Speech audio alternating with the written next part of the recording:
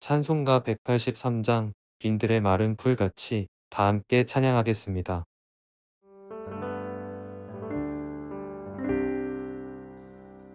빈들의 마른 풀같이 시들은 나의 영혼, 주님의 허락한 성령 간절히 기다리네.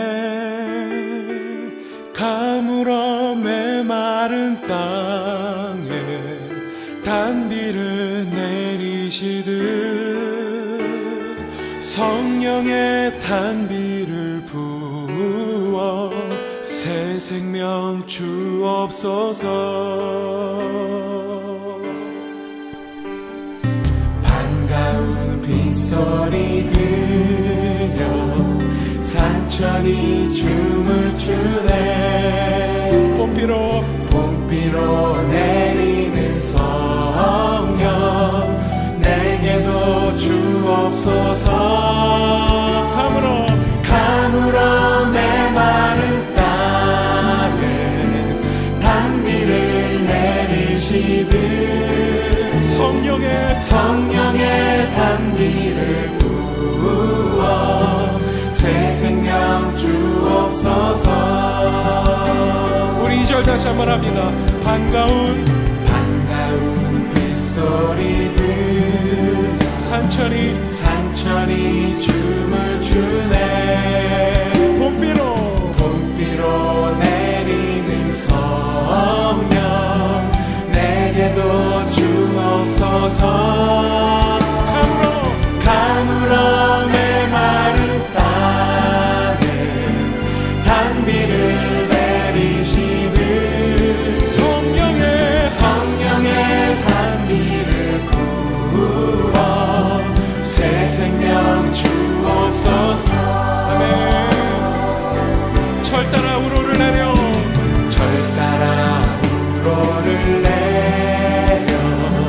조목이 무성하네. 갈급한 내 심령 위에 성령을 부으소서. 할렐루야. 가물어 메마른 땅에 단비를 내리시듯 성령의 단비를 부어 새 생명 주옵소서. 철 따라 우로를 내려 조목이 무성하네. 갈급한 내 심령 위에 주님, 우리가 주님을 향하여 갈급합니다. 가물어 메마른 땅에 단비를 내리시듯 성령의 단비를 부어 새 생명 주옵소서.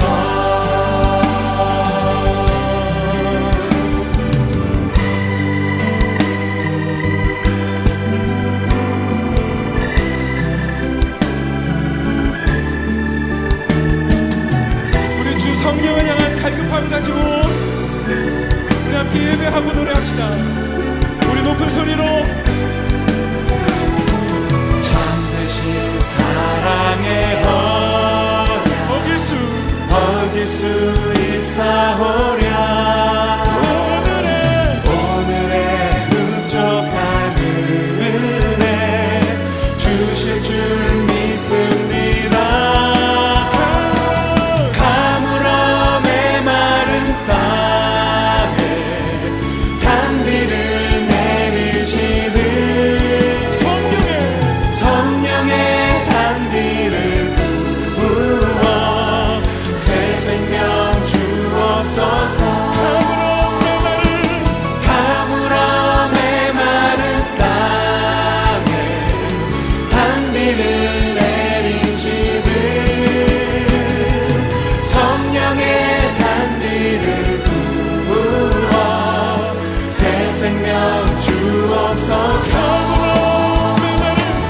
가물어 메마른 땅에 단비를 내리시는 성령의 단비를 부어 새 생명 주옵소서.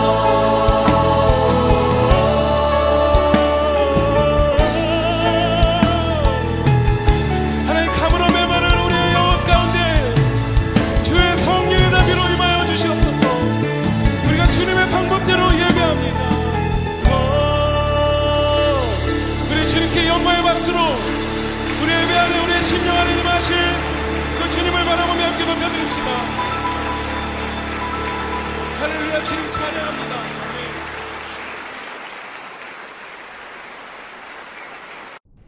하나님이 어떤 분이신지 표현하는 건 어렵고 벅찬 일일 수 있어요.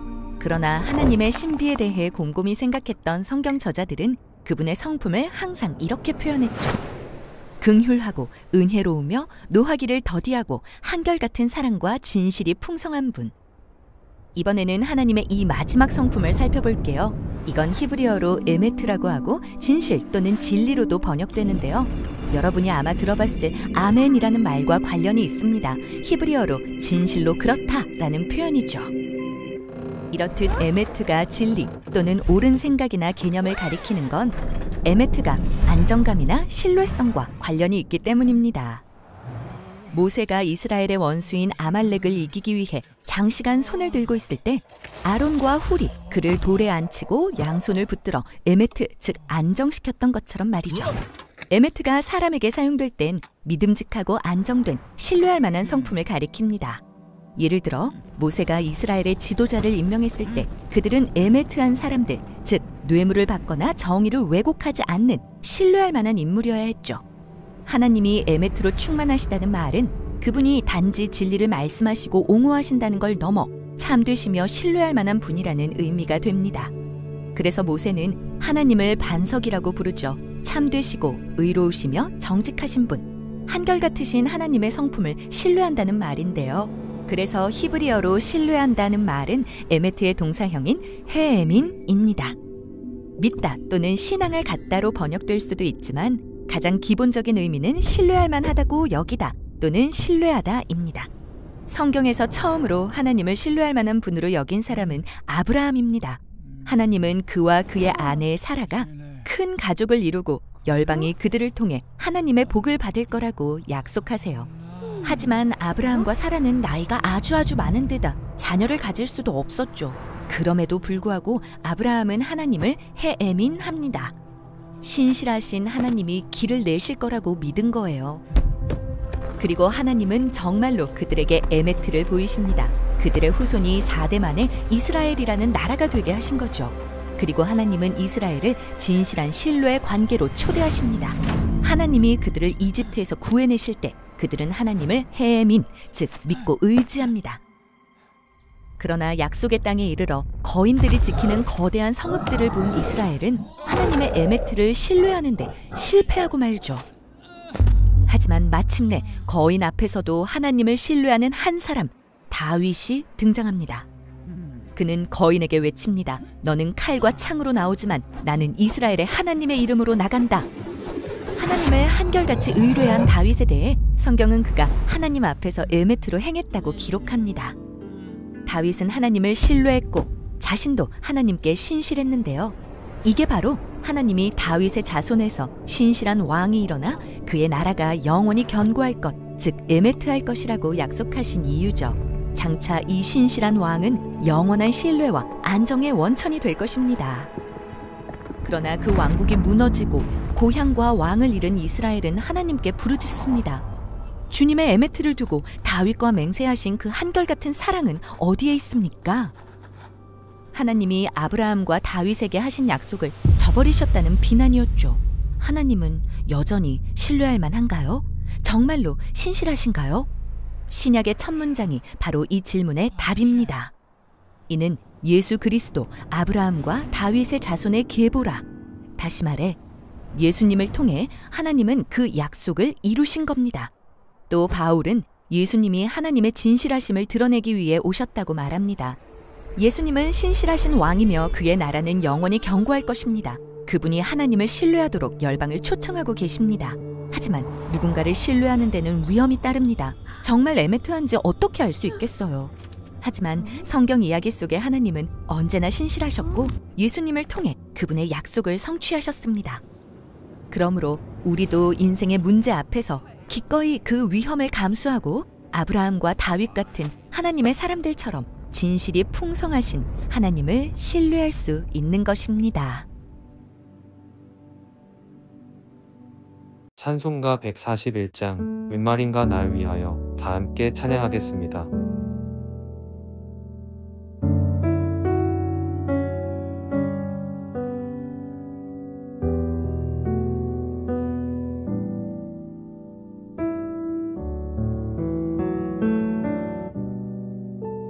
웬 말인가 날 위하여 주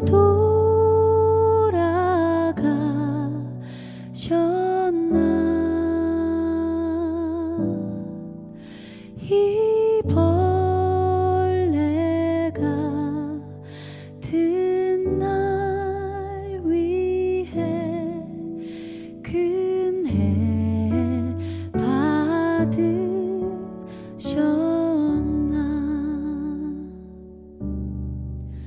내 지은 죄 다 지시고 못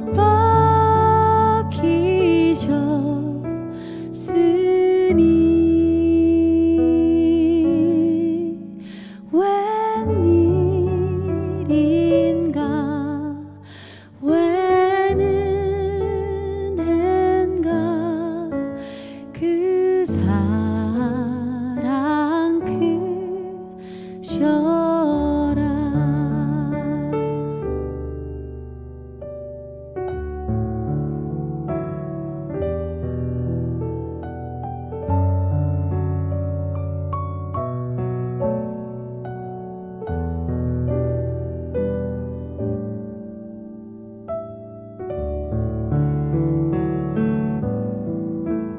나 십자가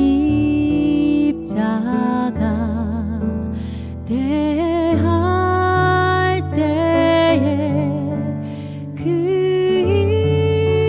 일이 고마워. 내 얼굴과 미 못 들고 눈물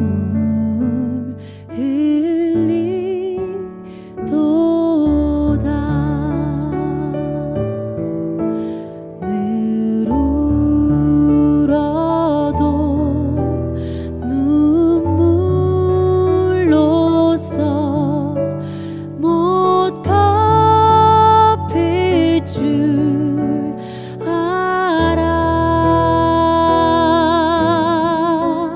몸 밖에 드릴 것 없어 이 몸 바칩니다.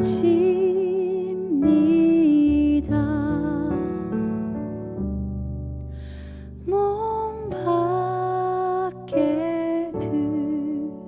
드릴 것 없어 이 몸 바칩니다.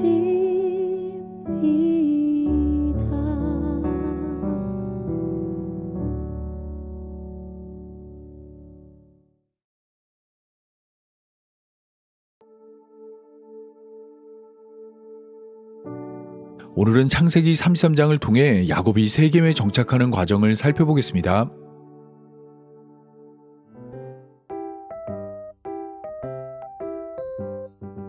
형 에서의 축복을 가로챈 야곱은 삼촌 라반의 집으로 도망쳤습니다. 그곳에서 야곱은 4명의 아내와 11명의 아들을 낳았습니다. 아직 막내 아들 베냐민은 태어나지 않았죠. 이때 하나님은 자신을 베델의 하나님으로 소개하며 야곱을 베델로 불러주었습니다. 이 부름을 따라 야곱은 삼촌 라반의 집에서 얻은 모든 것을 이끌고 베델로 떠났습니다. 야복나루를 건넌 야곱은 형 에서와 재회했습니다. 아버지의 집을 떠날 때만 하더라도 형 에서는 장자의 축복을 뺏긴 일로 야곱을 죽이려 했습니다. 그런데 다시 만난 형 에서는 야곱을 죽이려 하지 않았습니다. 은혜를 베풀라는 야곱의 요구를 따라 야곱이 준비한 예물을 받고 야곱을 용서했습니다.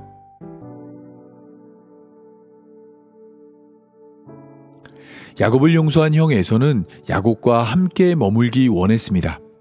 그래서 야곱에게 이렇게 말했습니다. 에서가 이르되 우리가 떠나자. 내가 너와 동행하리라. 여기서 내가 너와 동행하리라는 말은 세번역으로 살펴보면 내가 앞장을 서마입니다. 형 에서는 야곱이 가고 있는 베델이 아닌 자신이 사는 지역으로 야곱을 인도하려 했습니다. 그래서 자신이 앞서 걸을 테니 자신을 따라오라 말했습니다. 하지만 야곱은 형 에서의 요구를 받아들이지 않았습니다. 엉뚱한 핑계를 대며 형의 요구를 거절했습니다. 야곱이 그에게 이르되 내 주도 아시거니와 자식들은 연약하고 내게 있는 양떼와 소가 새끼를 데리고 있은즉 하루만 지나치게 몰면 모든 떼가 죽으리니 청하건대 내 주는 종보다 앞서 가소서. 나는 앞에 가는 가축과 자식들의 걸음대로 천천히 인도하여 세일로 가서 내 주께 나아가리이다. 야곱은 자식들은 연약하고 가축들은 하루만 지나치게 몰면 모든 떼가 죽는다 말했습니다. 이것은 거짓말입니다. 창세기 34장을 보면 야곱의 자식들은 약하지 않고 창세기 30장을 보면 야곱의 가축들은 튼튼했습니다. 하루 정도 무리하면 죽는다는 말은 형을 따르지 않기 위한 핑계였습니다.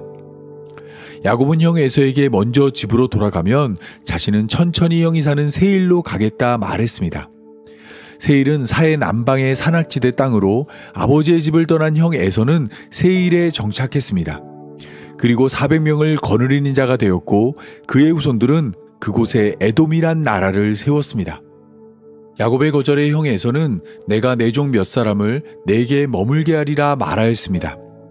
야곱의 자식들이 연약하고 가축대가 약하니 자신의 종들을 보내 야곱을 지키고 돕겠다 말한 것입니다.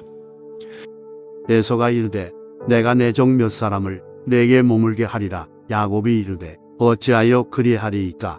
나로 내 주께 은혜를 얻게 하소서 하매. 하지만 이번에도 야곱은 형 에서의 요구를 거절했습니다. 어찌하여 그리하리이까. 나로 내 주께 은혜를 얻게 하소서라고 말하였습니다.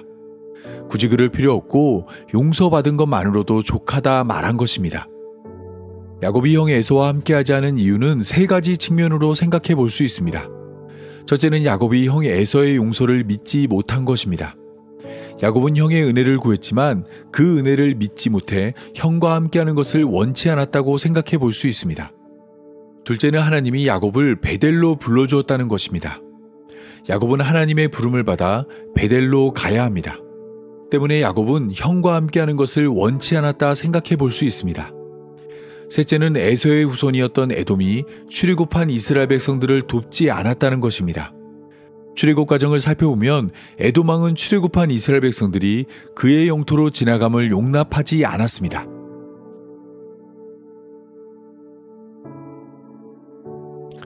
형 에서는 야곱의 말을 믿고 그가 사는 세일로 돌아갔습니다.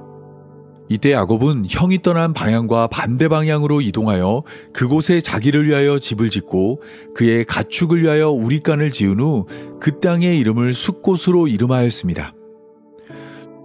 이 날에서는 세일로 돌아가고 야곱은 숫곳에 이르러 자기를 위하여 집을 짓고 그의 가축을 위하여 우릿간을 지었으므로 그 땅 이름을 숫곳이라 부르더라. 숫곳은 오두막 혹은 우릿간을 의미하는 단어로 초막으로 이해될 수 있습니다. 때문에 초막절을 영어로는 숫곳이라 부릅니다. 초막절은 출애굽한 이스라엘 백성들이 광야에 머문 것을 기념하는 날입니다. 물론 광야는 이스라엘 백성들의 최종 목적지가 아닙니다. 이스라엘 백성들은 광야에서 초막을 치고 생활하다 하나님의 은혜로 약속의 땅에 들어갔습니다. 때문에 초막절이 되면 이스라엘 백성들은 하나님의 은혜로 땅을 얻을 것이라 생각했습니다. 잠시 머무는 초막을 걷어내고 크고 견고한 집을 세울 것이라 생각한 것입니다. 야곱은 출애굽한 이스라엘 백성들이 광야에 머물다 약속의 땅에 들어간 것처럼 숲곳에 머물다 가나안 땅에 들어갔습니다. 이때 야곱이 향한 곳은 세겜 성읍입니다. 야곱은 가나안 땅 세겜 성읍에 이르러 그 성읍 앞에 장막을 치고 그가 장막을 친 밭을 세겜의 아버지 하몰의 아들들에게 값을 지불하고 땅을 샀으며 그곳에 제단을 쌓고 그곳의 이름을 에렐로의 이스라엘이라 불렀습니다. 야곱이 밧단 아람에서부터 평안히 가나안 땅 세겜 성읍에 이르러 그 성읍 앞에 장막을 치고 그가 장막을 친 밭을 세겜의 아버지 하몰의 아들들의 손에서 백크시타에 샀으며 거기에 제단을 쌓고 그 이름을 에렐로 헤이스라엘이라 불렀더라. 창세기 33장 18절은 야곱의 여정을 밧단 아람에서부터 평안히 가나안 땅 세겜 성읍에 이르렀다 말합니다. 밧단 아람은 삼촌 라반의 집이 있던 곳이고 가나안 땅 세겜 성읍은 베델보다 북쪽에 위치한 도시입니다. 야곱은 드디어 가나안 땅에 도착했습니다. 그런데 여기서 우리의 눈길을 끄는 단어가 있습니다. 그것은 바로 평안히입니다. 창세기 28장을 보면 하나님은 아버지의 집을 떠나 밧단 아람으로 떠나는 야곱에게 나타나 그를 다시 이 땅으로 돌아오게 한다 약속해 주었습니다. 그런데 이때 야곱은 하나님의 약속을 듣고 하나님께 조건을 내걸었습니다. 내가 가는 이 길에서 나를 지키시고 먹을 떡과 입을 옷을 주시어 내가 평안히 아버지의 집으로 돌아가게 하시오면 여호와께서 나의 하나님이 되실 것이요 내가 기둥으로 세운 이 돌이 하나님의 집이 될 것이요 하나님께서 내게 주신 모든 것에서 10분의 1을 내가 반드시 하나님께 드리겠다 말했습니다. 평안히 아버지의 집으로 돌아가게 하면 여호와께서 나의 하나님이 될 것이란 조건을 내건 것입니다. 창세기 33장 18절은 하나님께서 바로 그 약속을 지켰다 말하고 있습니다. 하나님은 야곱과의 약속을 지키기 위해 야곱을 평안히 약속의 땅으로 인도했습니다. 뒤에서 쫓아오는 삼촌 라반의 문제와 앞에서 기다리는 형 에서의 문제를 해결하여 야곱을 평안히 약속의 땅에 들어오게 하였습니다. 야곱도 이러한 사실을 잘 알고 있었습니다. 그래서 야곱은 가나안 땅에 들어가 세겜 성읍 앞에 장막을 친 후 그 땅을 구입하여 제단을 쌓고 그 땅의 이름을 에렐로의 이스라엘로 불렀습니다. 에렐로의 이스라엘은 하나님은 이스라엘의 하나님이란 뜻입니다. 야곱은 자신을 평안히 아버지의 집으로 돌아가게 하시오면 여호와께서 나의 하나님이 되실 것이라 말한 것을 기억하고 세겜에 쌓은 제단을 에렐로의 이스라엘이라 불렀습니다. 하나님은 야곱과 맺은 약속을 지켰고 야곱도 하나님과 맺은 약속을 지켰습니다.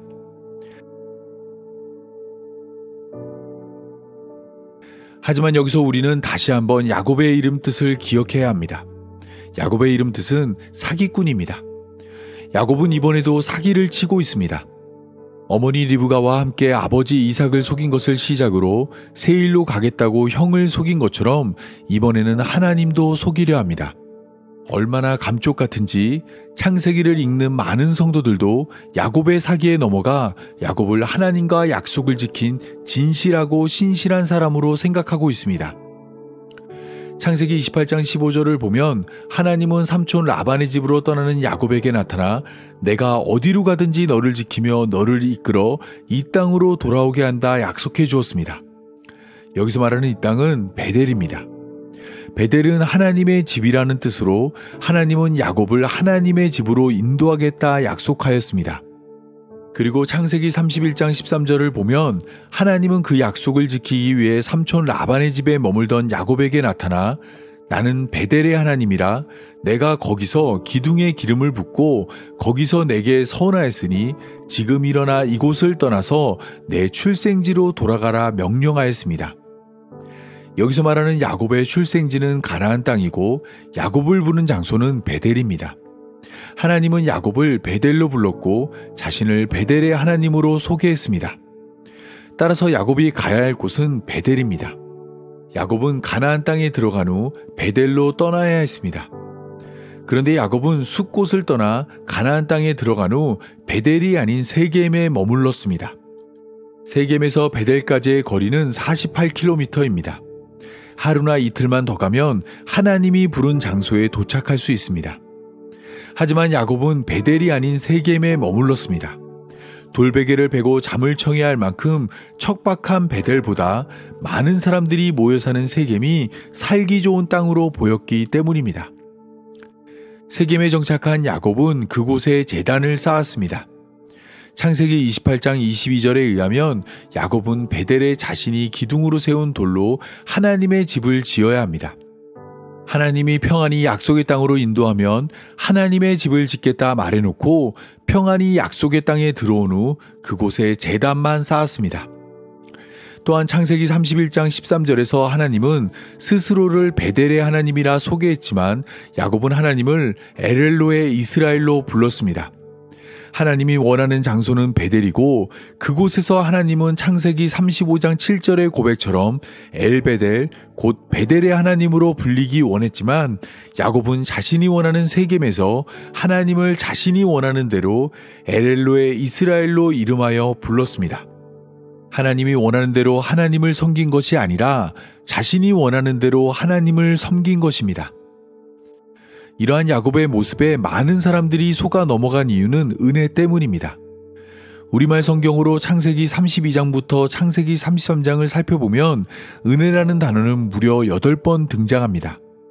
창세기 전체에 은혜라는 단어가 23번 등장하는 것을 고려하면 오늘 본문 앞에 은혜라는 단어가 집중되어 소개된 것을 알 수 있습니다. 이미 살펴본 것처럼 야곱이 생각하는 은혜는 성경이 소개하는 은혜와 다릅니다. 야곱은 은혜를 값을 주고 사는 것으로 생각했습니다. 형 에서에게 자신이 준비한 예물을 주고 그에 대한 보상으로 은혜를 입으려 했습니다. 하지만 성경이 소개하는 은혜는 값없이 거저주는 선물입니다. 하나님은 우리에게 어떤 것도 요구하지 않고 자신의 전부이신 예수 그리스도를 우리에게 허락하였습니다. 은혜 받을 자격을 갖추라 말하지도 않고 은혜 받을 만큼 섬기라 말하지도 않았습니다. 우리가 바라거나 원하거나 요구하지도 않았지만 그저 은혜 베푸시는 하나님이 값없이 우리에게 예수 그리스도를 보내주었습니다.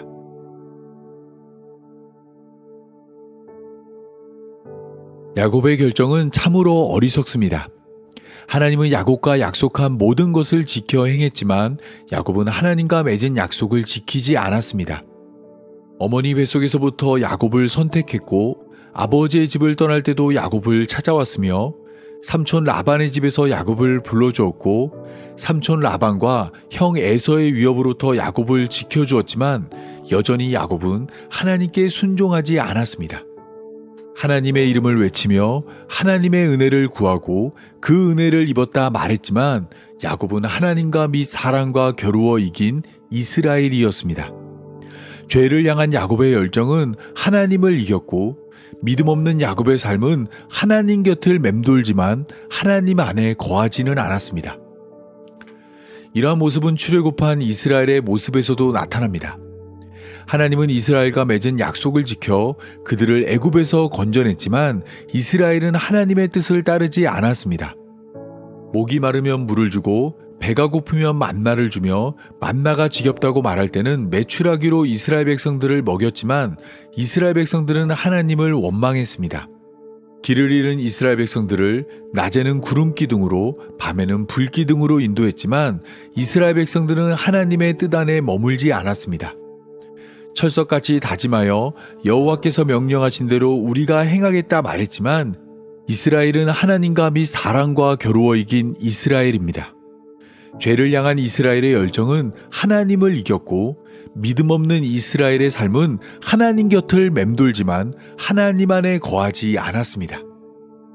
이러한 모습은 교회로 부름받은 성도의 모습에서도 나타납니다. 하나님은 성경의 약속대로 우리에게 예수 그리스도를 보내주었지만 우리는 여전히 하나님의 뜻을 따르지 않습니다. 하나님은 자신의 전부이신 예수님을 우리에게 보내주었지만 여전히 많은 사람들이 예수님이 아닌 헛된 것을 하나님께 구하고 있습니다. 하나님이 죽은 십자가를 훈장처럼 내걸며 자기 앞에 놓여진 십자가는 외면합니다. 은혜를 구하지만 은혜를 베풀지 않고 사랑을 원하면서 사랑을 나누지 않습니다. 내 입으로 들어가는 음식은 아깝지 않지만 남의 입으로 들어가는 음식은 아까워합니다. 어디를 가나 하나님의 이름을 외치며 말끝마다 할렐루야를 고백하고 언제나 찬양을 흥얼거리지만 한꺼풀 벗겨보면 우리 안에는 하나님과 및 사랑과 겨루어 이긴 이스라엘이 자리하고 있습니다. 죄를 향한 우리의 열정은 하나님을 이겼고 믿음 없는 우리의 삶은 하나님 곁을 맴돌지만 하나님 안에 거하지 않습니다. 이처럼 사람이란 존재는 스스로 걸어 하나님께 나아갈 수 없습니다. 비슷해 보이는 곳에서 비슷한 것을 만들고 비슷한 말을 하여 하나님을 따른다 생각하지만 그곳은 베델이 아닌 세겜입니다. 사람의 최선은 언제나 베델에 미치지 못합니다. 세겜에 멈춰섬으로 하나님의 집으로 나아갈 수 없습니다. 때문에 하나님은 이러한 우리를 구원하기 위해 예수님을 우리에게 보내주었습니다. 하나님의 집으로 불러주었지만 하나님의 집으로 나아갈 수 없는 우리를 인도하기 위해 하나님이 우리를 찾아오신 것입니다. 따라서 우리는 우리의 삶을 하나님의 집으로 인도하는 예수님을 믿고 의지하는 자가 되어야 합니다. 우리에게 오신 예수님은 가서 너희를 위하여 거처를 예비하면 내가 다시 와서 너희를 내게로 영접하여 나 있는 곳에 너희도 있게 한다 약속해 주었습니다. 이 약속은 틀림없이 성취될 것입니다. 야곱과의 약속을 지킨 하나님이 우리와의 약속도 지킴으로 우리를 평안히 하나님 나라로 인도할 것입니다. 그날을 기다리며 오늘도 다시 오실 예수님을 믿음으로 기다리는 교회로 부름받은 성도의 삶이 되기 바라며 오늘 말씀 맺겠습니다. 다 함께 기도하겠습니다. 베델의 하나님, 하나님의 불러주심으로 교회로 부름받은 성도가 되게 하신 감사합니다. 성경을 통해 하나님의 뜻이 무엇인지 알지만 그 뜻대로 살지 않는 우리를 용서하여 주옵소서. 언제나 하나님을 앞세우고 하나님을 높이며 하나님을 따르는 척했지만 우리가 선 곳은 베델이 아닌 세겜입니다. 하나님 안에 거하지 않고 하나님 주변만 맴돌고 있습니다. 예배를 드리지만 하나님을 만나지 않고 성경을 들고 다니지만 성경을 읽지 않습니다. 종교를 묻는 질문에 언제나 기독교라 말하지만 묻지 않으면 누구도 우리가 기독교인인 줄 모릅니다. 그리스도의 편지로 세상에 보내졌지만 편지지에 아무것도 적지 못했습니다. 이러한 우리를 예수 그리스도로 품어주옵소서. 모퉁이돌 대신 예수님과 하나의 건물로 세워지는 성도의 삶이 되게 하여 주옵소서. 이 모든 말씀 우리 구주 예수님의 이름으로 기도합니다. 아멘. 찬송가 310장 하나님의 은혜로 다 함께 찬양하겠습니다.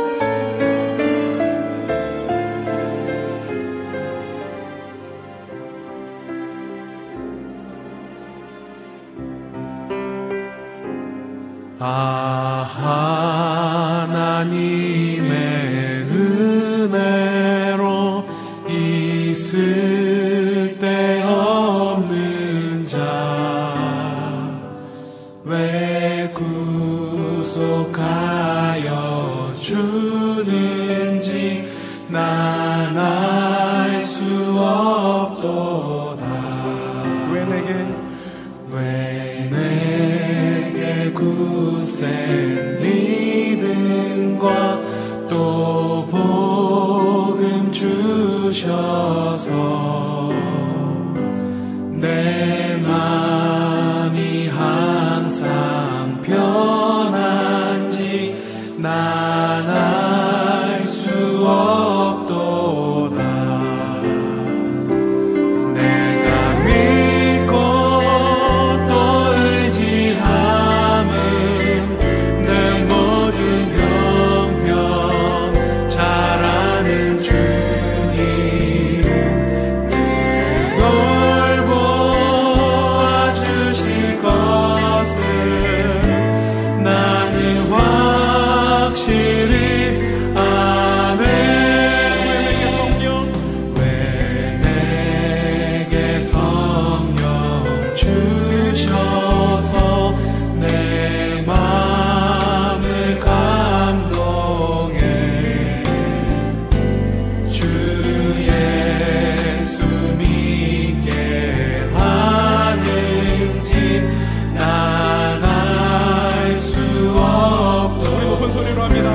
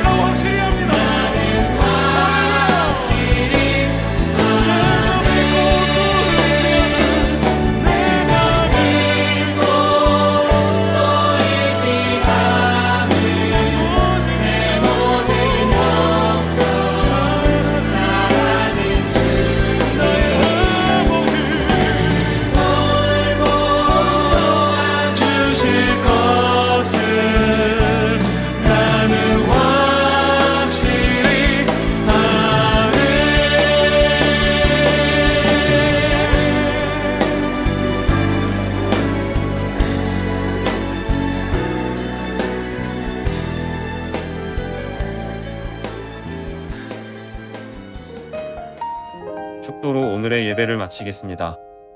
이제는 우리에게 오신 예수님의 은혜와 우리를 찾아오시는 하나님의 사랑과 우리와 함께하는 성령의 인도하심이 세겜에서 베델을 바라보는 모든 성도들과 영원토록 함께하길 간절히 축원하옵나이다. 아멘.